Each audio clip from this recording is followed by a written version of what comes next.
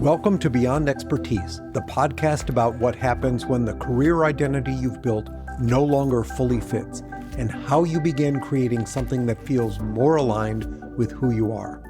I'm your host, Eric Dickmann. My guest today is David Osk, an entrepreneur, singer, author, and founder of the Osk Experience. What stayed with me from our conversation is that reinvention does not always begin with a dramatic exit. Sometimes it starts quietly while you are still inside the life you've already built. David spent years working at Verizon while continuing to pursue his music and slowly developing a physical product on the side.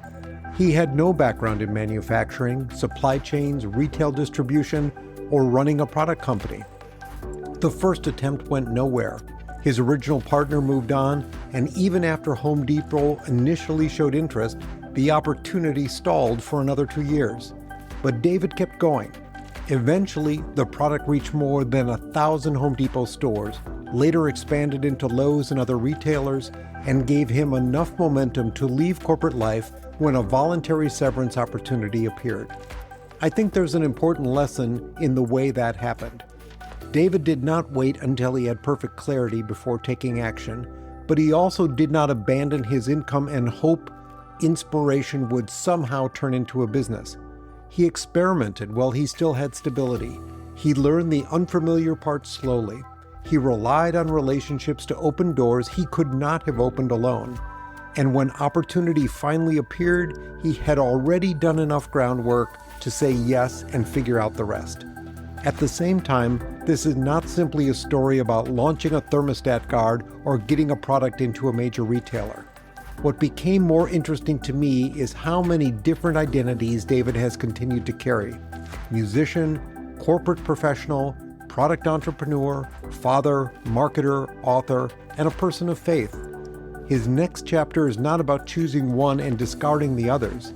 It's about understanding what connects them. For David, that connection is a desire to help people recognize what is already within them, to remove some of the uncertainty around identity, purpose, and the contribution they are capable of making.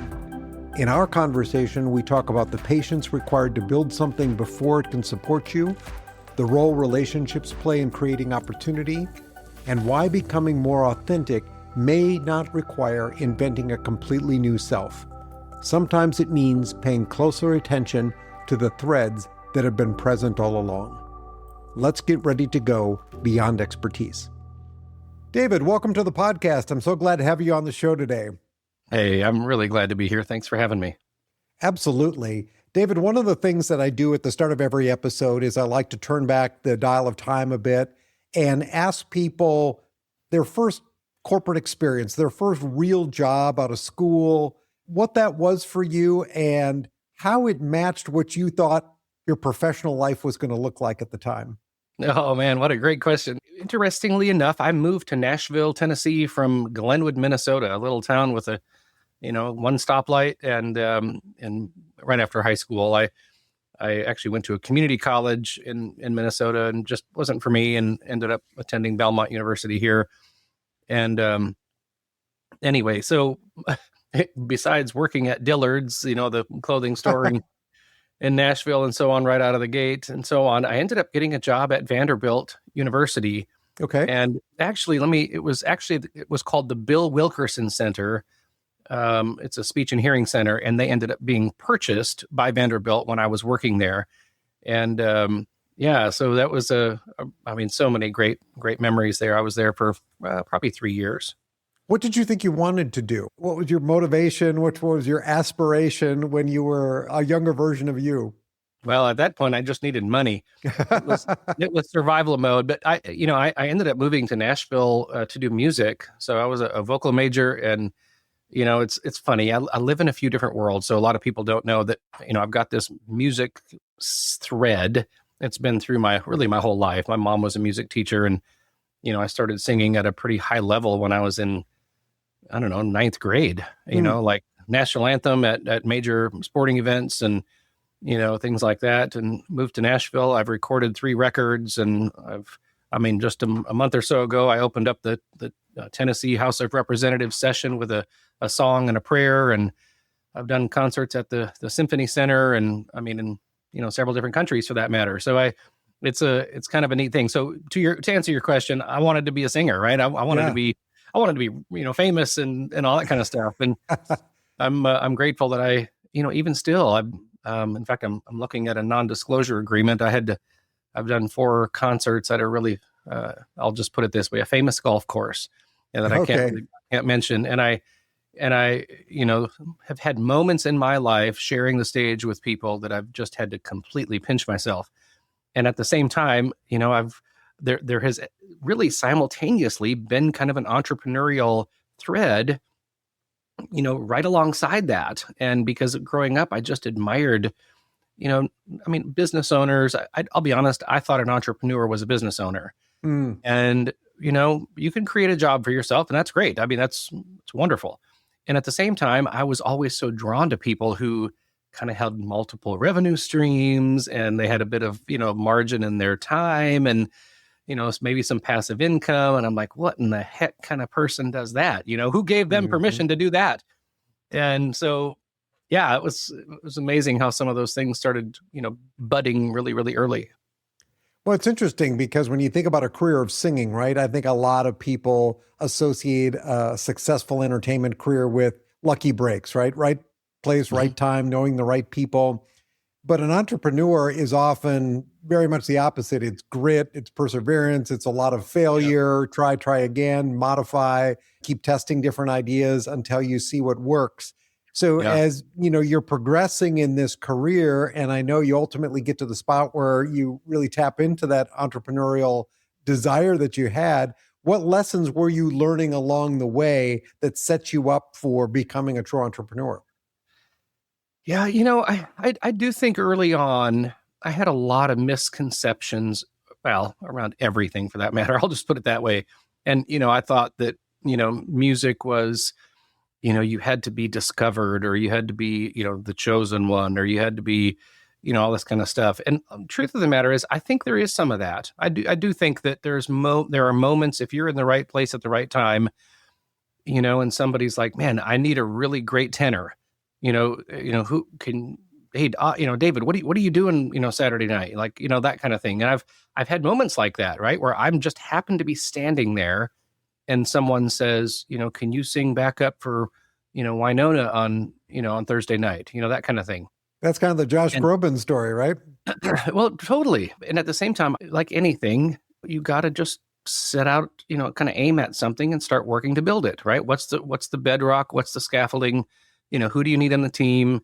There's best practices, of course. And of course, if you, create any product that has value in the marketplace, if people know about it, right, they'll buy it. So there's not only the creation of something, but the, the marketing end of it, which, you live in. And so I think that simultaneously for me, the music thing was such a personal, such something really, kind of tied to who I am. I mean, when I'm not just an entertainer. I don't mind going, standing up and, singing some songs and giving people some goosebumps. But I remember early in life, really, thinking that music was more of a weapon. And one of the reasons I'm here with you, like I think that there's so much more going on, in life. There's a larger story at play. And when people, realize that and anchor to those things, they're able to live a much more meaningful and joyful and fulfilling life. Yeah. And I think that music is kind of a can opener to someone's soul. And I remember even early on in life, I would sing somewhere or sing even the national anthem or something. And people would make comments to me like, David, I'm so blown away by what just happened there. Like, thank you for that. Like, it awakened something in me or reminded me of something. And so I realized that, what, God just gave me something, right? It's a gift, right? I didn't make me. So he just said, hey, you get to do this. And I get to operate in that capacity. And at the same time, the entrepreneurial thing was, the misconception, I guess, around that was, that some people have the Midas touch, or, everything they touch turns to gold, or, things like that. And truth of the matter is I do think that there are some people that might have some more giftings. They might be a bit more charismatic, or, they might be a bit more driven, right? But it's amazing how, I forget who said this back in the day, but it was, the more prepared you are, the more lucky you are, right? And it's, so I do think that this idea of effort, obviously a vision for a product that has value, and just your how about this? I mean, really the ability to just not give up. Yeah. It sounds so cliche, but truth of the matter is, when people say, never, ever, ever give up, I think that has more value than most things in life, period. I don't care if it's marriage, or parenting, or, running a business. Just don't give up. You're probably 3 feet from gold, that another book, right? And those who persevere, those who have grit, those who have some steadfastness, and again, those things you've got to have a lot to develop those things, including support system. Those are the people that end up winning. It's interesting too, because I've had a couple people on this podcast who are artistic, whether it's musically, they're writers, creative in some form. And oftentimes I've found that in my discussions with them, there's this part that they like to keep very personal because it is a gift, it is a creative outlet. And when you turn that into a business where you have to use that talent to then make money, that can somehow, I think in some people's minds, cheapen it or just take some of the passion out of it. Where I contrast that with entrepreneurs, they are so focused on getting that product right, getting that product out to market, getting people to see it, to use it, to experience it, that there's a drive there. And they're both passions, but one seems to be one that people protect often, and one seems to be something that people really push heavily on. Do you find that? 100%. And I do think that, what? I think that is a product, right? Versus music. One of those is eternal. One of those is transcendent. One of those crosses every single boundary in this world. I manufacture a thermostat guard, right? And I'm grateful to have some success in that. But I tell you what is going to have more of an impact, right? When you stand up and, give someone's goosebumps, or hand them a thermostat guard, right? It sounds kind of funny or kind of silly, but it's at the same time, you're not comparing apples to apples. And so I think that art and creativity and fashioning what God has given us into something, else that's beautiful and powerful and moving. I mean, that's the kind of stuff you die for, right? So I think that to put those in a much higher category, art, as it were, is so important to recognize. Absolutely. I agree with that. Let's jump ahead a little bit to this entrepreneurial journey. So a thermostat guard, not necessarily the first thing that everybody would think about when they said, I want to design a product. I know there are challenges with designing a physical product. You've got to design it. You've got to get it manufactured, get some store to sell it, right? This sounds like this was all new to you. How did you go through the process of figuring this all out? And where did the idea come from to begin with? Yeah. So I was actually working for Verizon Wireless, doing facilities management for many years. And it was, excuse me, just a fantastic, career. I mean, it was a long time there. And it was a bit flexible in schedule. I worked from home mainly, but I covered 5 states and, I don't know, close to 100 stores, just to make sure the facilities were looking great, and all the maintenance and security and decommissioning old stores and opening new stores and various things. And it afforded me, a bit of margin. And so one day my brother-in-law called me and he said, "Hey, David, where do I get a thermostat guard with a combination lock?" He said, he was working for banks down in South Florida that owned foreclosed properties. And of course, they'd get the properties spit shined and up for sale. And the real estate agents would go in there and turn the temperature down to 62 degrees in July. And of course, the banks started getting, these big energy bills. So they started using thermostat guards. Well, no one made a thermostat guard with a combination lock. And So technically it was his idea. And so anyway, he and I kind of started developing this thing together. And, a few years into our entrepreneurial journey, which was going nowhere, he started a construction company and just did really well with that. I'm still working at Verizon. And one day I called him up and I just said, hey, you're obviously super busy doing what you're doing over there. Do you mind if I just buy you out? And I'm going to just take another stab at this, because we'd kind of given up, really. And about a year later, I ended up getting into Home Depot. And then, about 4 years ago, so this was 8 years ago in Home Depot, and about 4 years ago in Lowe's, with a new variation for Lowe's. And in fact, we just got into Granger and HD Supply and a few locations last year. And so, to your point too, I knew nothing about plastics injection molding and prototyping and right. sourcing and supply chain management. And, you name it. I didn't know how to use QuickBooks. It was just absolutely everything about this was new, but by definition, right, that's an entrepreneur. For sure you don't, it is, yeah. You don't know what you're doing, so figure it out. And so I learned a lot. I think I learned more about me, than I did any technical, ability. It was, because most of the time learning something, anybody can do it, but, unlearning or overcoming your own internal, fear and insecurity and imposter syndrome and stuff like that was probably the biggest hurdle. How do you sell something like that to a chain like a Home Depot? I can see your mom and pop hardware store down the street where they're not so concerned about supply chains and inventories. But to sell something like that to a major retailer where they're going to want to know that you can deliver, right? I'm sure you don't just submit a contact us form on the website and say, I have got this product. Would you like to buy it? How did you figure all that out? Yeah. I'll be honest, it's a really wild story. I'll try to make it really fast. So if you go on, their website, you can go to homedepot.com/vendors. Well, they want your financials. Like you said, they want to know, can you do it? We don't really care. If you have a great product, great, but we need to know, can you stock the shelves one time? And can you keep 20,000 units sitting around? And do you understand supply chain management in the retail space?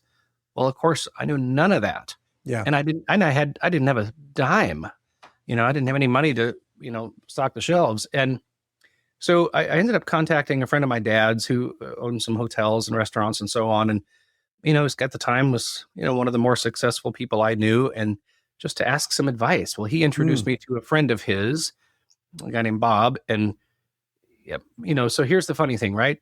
You can't even submit a product unless you go through 3 months of, vetting, and then you might get a chance to do it, right? It's not like you're just in the door and they got people waiting to look at products all the time. They typically do something like that at a trade show or once a year, and once in a while you can set up a meeting. But it's you might as well try to get into the Oval Office for that matter. But here's the interesting thing, right? So Bob called me one day and I told him about the product, and he said, well, I'm actually going there for a meeting in a couple of weeks. I've got 3 products on the shelf right now. He said, let me show it to the buyer and we'll see what they say. So he walked it in the front door. Oh, wow. So again, what a break. Who, not how, right? Right. And so he walked it in the front door, and they, within 5 minutes, they're like, wow, I wish we would have thought of this, great idea. And anyway, so just and then it was funny, of course, they called and said, no, let me back up. The gentleman that said yes ended up, getting promoted or something, moving to a different department. So I got on homedepot.com and they said, we're going to, put you in 100 stores and just trial it out first. Well, of course, the new guy he didn't want anything to do with me. He's just trying to figure out life and learn his job. So then I had to wait another 2 years. And I'm sitting on the tarmac. I'm flying out to do a concert somewhere. And the phone rings and he says, hey, this is so-and-so at the Home Depot. He said, David, we love this product and we'd like to put it in 1,300 of our stores. Can you do this? Right? So, of course, Richard Branson with, Virgin Mobile or whatever, Virgin Atlantic, always says, say yes and figure it out. So, of course, I'm sitting in the plane. My wife is, actually, we couldn't even sit next to each other. We didn't get seats next to each other. she's like 2 rows behind me. So, I'm kind of coming out of my skin thinking I'm talking to the guy now that says 1,300 stores. And of course I'm just like, yeah, absolutely. No problem. And I have no idea how to pull this off. And, but we figured it out. And then I found a partner that I could license it to. And, here we are 8 years later. It's incredible. That's really a great story. And it's the old adage, right? It's not always what you know, it's who you know, and being able to leverage those contacts in your network. And I'm repeatedly just surprised, but grateful to hear the stories about how people's networks come through for them, right? That's the whole purpose of developing them over time, is not only, what you can do for them, but what they can hopefully offer to you in the future, right? As you work your way through life together and opportunities come about. I find it's so fulfilling when somebody reaches out to me, asks me a question, and there's something that I can actually do to help them. Oh boy, isn't that wonderful? I mean, I wouldn't be anywhere in life without, really fantastic people around me helping me, Yes. I mean, personally and professionally. And to be able to let someone stand on my shoulders is just a joy. Yeah. Well, we're living in this great era of AI and these magical tools that do all this incredible work on our behalf, but they can't open doors the way that a personal contact can. Yeah. So there are some limitations to even what these tools can do for you. So you've had this success. Now you've got this product out there. You're in these big box stores. Did you say, Verizon, see you later? Now I'm going to become a full-time entrepreneur? Yeah, it was, it was interesting that I was just making enough to kind of pay the bills with my side hustle, really, because after I'm selling a $20 chunk of plastic, right? So there's not much meat on the bone. It's all volume. Sure. And so on. And again, people need to know that it exists. So there's marketing dollars, all kinds of stuff. And so I remember, thinking, well, once they hit the shelf, you don't know what the run rate's going to be. I mean, it's just kind of, who knows? And so I'm super grateful, it was fine. And at the same time, not quite enough to live on. And then it was funny. One day Verizon was doing some layoffs, and they actually were, it was kind of voluntary layoffs. So they sent an email to certain, bands of people inside the company and just said, hey, if you want to walk away right now, here's what your severance would look like. And so, I'd been there quite a few years, and I'm like, wow, this is probably 9 months worth of salary. And I decided to just take it and walk away. And so, that's been good night. It's been 8 years now. I think it's been 8 years and 7 years anyway. But yeah, I'm super thankful that I was able to launch and make it work. It was, so now, of course, once you get a win, right, you're like, well, what else is possible? And, you start swinging for the fence and, just getting after it. So I love that story because the show is titled Beyond Expertise. And really the idea behind it is that people often have a second, sometimes third, fourth chapter right in their life as they look to take what they've learned, the knowledge that they've accumulated, that expertise, and say, now what can I do with it? And many times it's leaving a corporate structure and going off on your own. Maybe it's pursuing some kind of a passion, writing, singing, painting, whatever it may be, some kind of an artistic endeavor. But it's really, for I think a lot of people, it's how they take some of the things that they've learned throughout their previous corporate world life and then apply it to some sort of a new business. But the mistake that a lot of people make, if you want to call it a mistake, is that they don't do what you did. They don't start a side hustle. Yeah. So there's this change, and suddenly they find themselves out of the corporate world and thinking, now what? What next? And you went through years, as you tell the story, before you found the success with your product. And for people who just stop the corporate job cold turkey and then say, what's next? Sometimes that's a very uncomfortable period. So now you've got this experience. You've gone down the entrepreneurial path. You know some of the highs and lows. You've kind of figured out how to run a business. And now you've got the itch to maybe try something new. What's that something new? Yeah. So it was about a year ago, I started working with a data company that was doing, lead generation for a bunch of different industries and so on. And anyway, we ended up partnering together. And so it's kind of fascinating. It's a company called Strategy Simple. And, they've built out a amazing tech stack, but kind of the main offering there is intent-based data, meaning, we scrub about 160 million, websites a day to find intent signals, right? People searching for things. Yep. And of course, it's one of those things where if somebody, hits a website, we don't necessarily care. But if you're searching for, electrical services or something, and you go to 2 or 3 different sites, well, now you're showing more intention, and you really can't call them a lead, but at least it's a warmer prospect, right? Yep. So it's amazing how, once you have a few bits of information and everybody leaves a trail, whether it's an IP address or cookie or whatever else, wherever they go. And, we can, retarget those folks. And it's been fascinating to see what's happening. In fact, my son, here in Nashville, graduated college about a year ago, excuse me, and he started a moving, hauling, junk removal business. And it's justaskjunk.com. And of course, we're having some fun with my last name, Ask, A-S-K.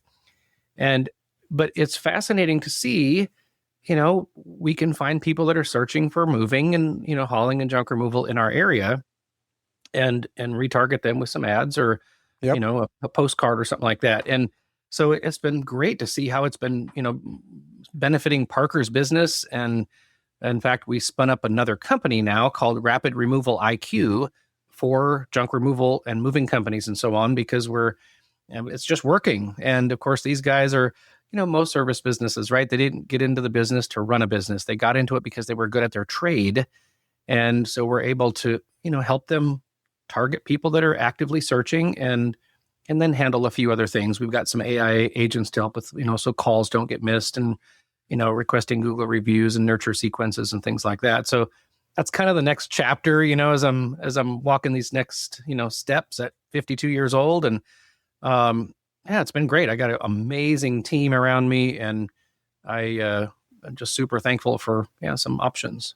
That's really exciting. It sounds like there's real momentum around this second chapter for you. And I know that you're an author as well, right? Don't you have a book coming out? And you talked to me before we started about your guest appearances on podcasts. So you've obviously fully embraced the podcast community. What are you doing with those other creative endeavors? Yeah, so I wrote a book. In fact, we're going to be pitching it here soon to our first publisher, called The Guardians of Grit. And it's really a book for fathers and sons. And I did kind of a soft launch with the Ask experience. So my last name is Ask, but it's really kind of the mission is I'll say it this way. I asked a dear friend of mine, Dr. Andy Garrett, who's a clinical psychologist. I said, what's the number one job of a father? And his answer was not something I expected. He said, oh, it's just to remove as much uncertainty as possible. And I thought, tell me more about that. Well, I'll get a bit personal here, though. But what do children need most of all in this life, right? From their dad. Dad loves me, right? What dad looks at me, dad sees me, and he loves what he sees, right? Mm-hmm. Absolute removal of uncertainty there. There's no question marks. And I'm safe, right? Dad makes me safe in this life, right? Yes. Physically, emotionally, spiritually, whatever, right? And so when you start to, remove the question marks, right? I mean, it's amazing, the bedrock that a young person starts to stand upon, right? They build their life on certainty and not on uncertainty. Mm-hmm. They don't, we don't have to walk into a day or a life or whatever and make it up, right? God was kind enough to write it down for us. And the science behind every single bit of it, i.e. my friend, Dr. Andy, validates absolutely everything with regards to this idea that my love for you, I've got 2 kids, Parker and Kate, they're 19 and 21, is relentless, right? It is absolutely unconditional. You can do nothing, to remove the posture of my heart towards you. And so the book is, I kind of created these rooms in a home to talk about those different chambers of life and chambers in our heart, mind and spirit and so on. And to paint a picture that, hey, Dad, what does it look like for you to remove as much uncertainty in your own life? Because you cannot give away something you don't have. So most dads, right, they're just licking their fingers, sticking it up in there and winging it. And, they're a product of their upbringing. They're a product of their own choices and conditioning, right? And I'll kind of end it with this. So I was standing in front of a organization last year down in Jamaica. It's a big trade organization. And I asked the room, I said, hey, does anybody know where we get the word authenticity from? I mean, this is master's, doctorate level, 26 executives in a room, and they're all staring at the floor. And I said, well, I don't want to get, too religious here. I'm not going to tell you what you should believe about certain things, but I said, I'm going to pop a few bubbles so that we can stand on the same ground. So I said, brace yourself. The word authenticity comes from the word author. So you did not make you, right? So for instance, the popular one, right? I didn't choose the color of my skin. Well, of course not, right? Well, you don't choose, your eye color. You don't choose your fingerprint, your DNA, your retina. You don't choose into what family you're born and what time in history you're born. But here's something that's really fascinating is you don't even choose your own personality. So children, right, ages 0 to, 6 or 7, they're not like, I often say this, they're not like us sophisticants, thinking about identity and authenticity and all the stuff, right? Kids are just being authentic and being natural and normal and all that kind of stuff. That's right. Until life punches you in the face. And then you start to play a role, right? Meaning I get some applause if I do certain things, or I get teased or punched or whatever, right? If I do certain things. But here's the funny thing. When teenagers hit that awkward phase that psychologists call self-actualization, that can get pretty rocky. Sure. And they don't even really know what's going on, and parents don't even really know what's going on. They're just like, hey, my kid's acting like a jerk and I did the same thing, so I guess we'll get through this. Well, guess what? That is absolutely a pivotal, needed, ordained, if you want to use that word, time in life where you are deciding, I guess on some level, who am I? Where do I start and end? And where does this person start and end? And you start carving out, your own sense of yourself. Yes. And so what's fascinating is if you submit to a few things, right? Authenticity comes from the word author. If you start to identify, the word identity, right? Start writing down all of the things the hierarchy of things that rise to the top for you with regards to what do you believe is right and wrong, right? What are your values? Like, what is the decision-making matrix that you're using in life to make decisions to build your life upon? What gives you goosebumps, right? What type of a dent in the universe do you want to have? What type of impact, what type of virtue do you want to have? Yep. And your strengths and how you want to apply those things. Well, you get a really clear understanding of what the author wrote in you. Yeah. And guess what? If you start to employ those things and act accordingly with who you are and what feels normal and natural, you live with a sense of authority, right? Yeah. Author, authenticity, authority. How do you know? And Dr. Andy said one time where he was up on stage talking to a big group of people, and he said, guess what? There are clues here. How do you know you're living in alignment with who God made you to be? Well, he always starts out with the opposite of that. Well, how do you know you're not doing it? Right. There's massive clues there, right? You're going to feel stuck. You're going to feel probably really anxious. You're going to avoid certain people and places because you feel insecurity and imposter syndrome. And if that goes on too long, you're going to feel horribly depressed. Yeah, that's right. How do you know you're living in alignment with the wonderful person God made you to be? You're going to feel natural and normal and authentic and resilient and purpose-driven and, all those good things. Yes. So the book is largely a bit clinical, right? Because I just want to make sure everybody's kind of, singing from the same sheet of music. And at the same time, I'm not going to tell somebody what they need to think or believe. That is for you to discover and identify. Yeah. And again, what would it look like for a father to look at their son and to say, I think you're made of awesome. I think you're made of something so spectacular. And guess what? as long as you're breathing air and I'm breathing air, I'm going to get the shovel out and start digging because we're going to mine for gold in you. You're made in the image of the one who made hurricanes and lightning and tigers and tornadoes. And we're not going to find the end of that ever. And whatever you're into, I'm into. Can you imagine if every father did that? Yeah. I mean, it's even as I say it, I get goosebumps. And I'm like, so my mission is absolutely crystal clear with regards to, identifying the author in everybody and calling it out and riding the sunbeam to the sun. And so I'm really excited about, just helping dads do that. I love that. I really do, because I think, when I started this podcast, that was one of the defining characteristics that I really wanted to try to get out of people. Is this second chapter in your life more authentic to who you really are? And I think a lot of people, the reason that they even think about doing something beyond what they were doing before is because they felt that misalignment. They felt that they weren't really being authentic to themselves. And as you said, the signs are there, but it doesn't mean people really know what that authentic side is. They know what's not right, but they are not quite sure what is.